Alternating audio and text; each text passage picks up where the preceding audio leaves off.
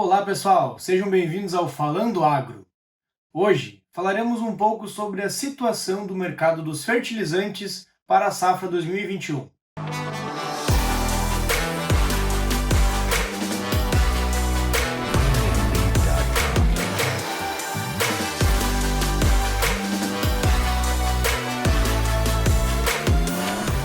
Você deve ter visto em algum canal de notícia, referência em todo o nosso país, algumas notícias que tratam sobre falta de fertilizantes e também o aumento no preço dos mesmos. De acordo com pesquisa realizada pela StoneX, uma consultoria, o consumo de fertilizantes no país esse ano deve ter um acréscimo em torno de 2,4 milhões de toneladas em relação a 2020, chegando em 42,3 milhões de toneladas. Mas a grande questão do momento é a falta de fertilizante acompanhada do acréscimo no preço do mesmo, que acabou subindo bastante nos últimos meses. E isso a gente pode dizer que parte de alguns fatores, como por exemplo, estamos há mais de um ano enfrentando uma grande pandemia que fez com que limitou mão de obra em vários países, em vários setores. Tivemos também, por exemplo, no país China, o fechamento de indústrias que eram responsáveis por 30% do fosfato produzido lá, fazendo com que diminuísse a disponibilidade, aumentando o preço.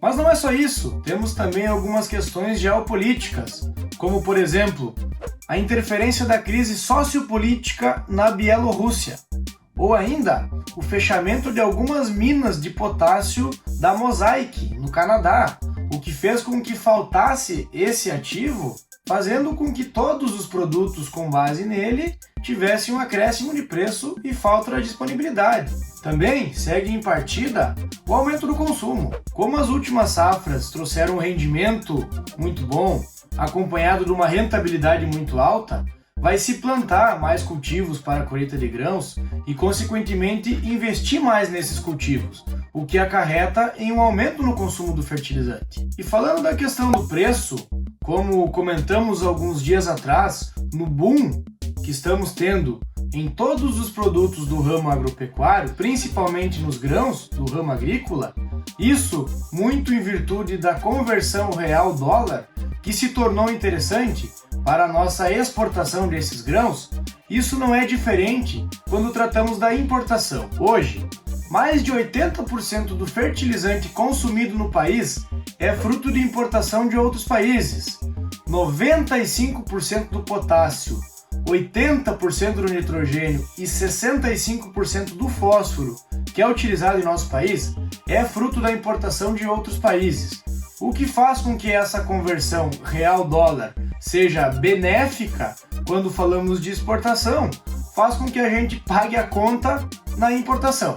Isso fez com que tivéssemos um acréscimo de quase 60% no preço dos fertilizantes, se pegarmos uma base de janeiro de 2020 até o primeiro semestre de 2021.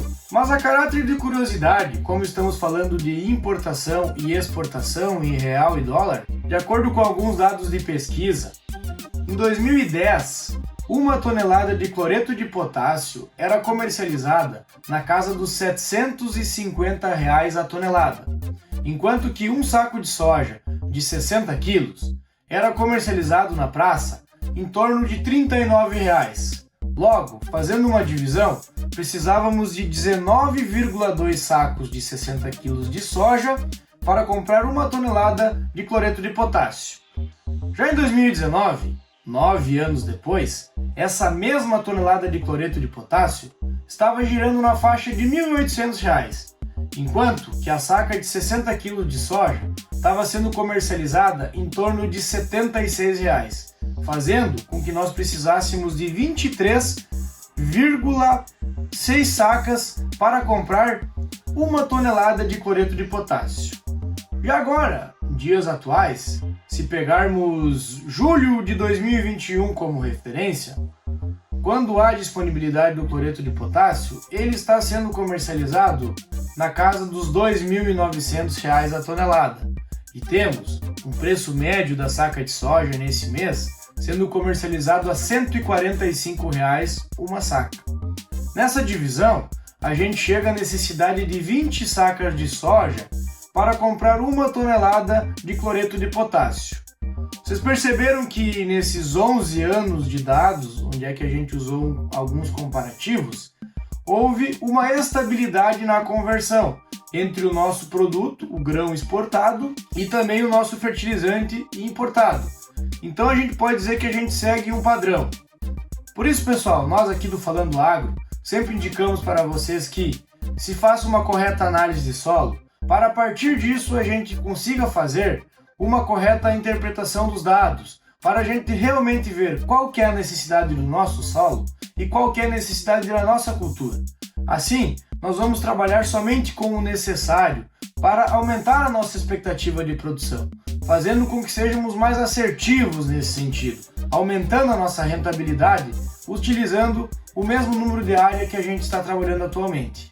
Então, pessoal, agora vamos responder algumas questões que vieram até nós por meio de nossas redes sociais. Alex, me ajuda aí, o que os nossos seguidores querem saber? Assim, Alisson, o pessoal está querendo saber que vai faltar adubo e os preços vão cair? Então, de acordo com algumas distribuidoras e também o que foi comentado durante o vídeo, de acordo com alguns acontecimentos na Ásia, diminuiu a oferta do fertilizante, em contrapartida aumentou a procura. Então isso faz com que talvez a disponibilidade não alcance, não atenda toda a demanda, fazendo com que falte adubo. E falando dos preços, segue essa mesma partida, né, pessoal? Como vocês sabem, é a lei da oferta e demanda, né? Quando um produto é demandado mais do que ele tem em oferta, a tendência do preço é subir ou se manter.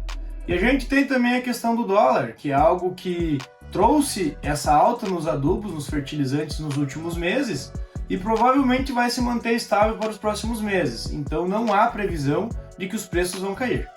Outra questão, qual a quantidade ideal de ureia e adubo no trigo, no milho e também no soja?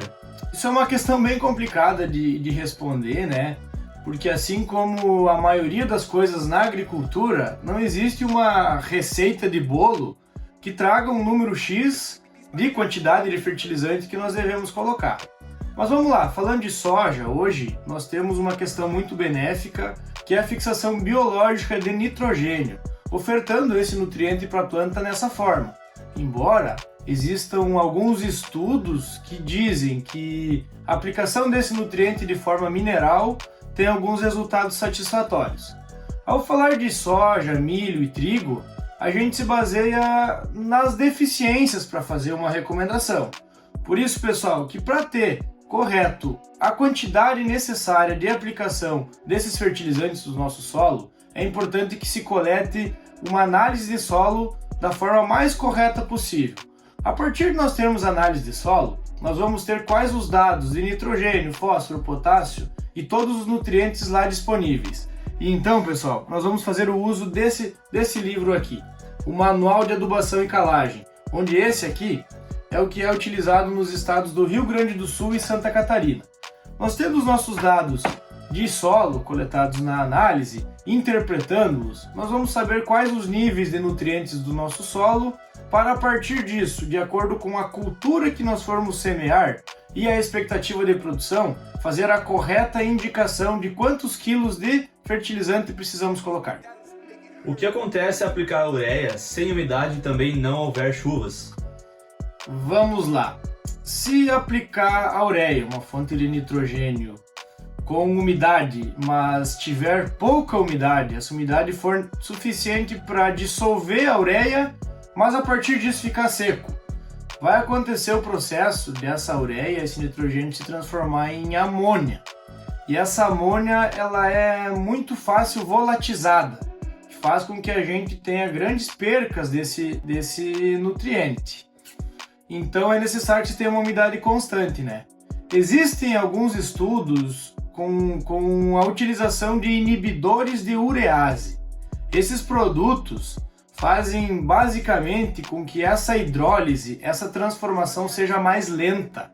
Então, consequentemente, fazem com que diminua a volatização.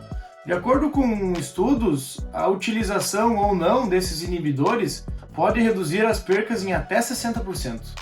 Outra questão aqui, Alisson. Se eu utilizar um fertilizante 2,23,23 em minha planta de soja, o que significam esses números?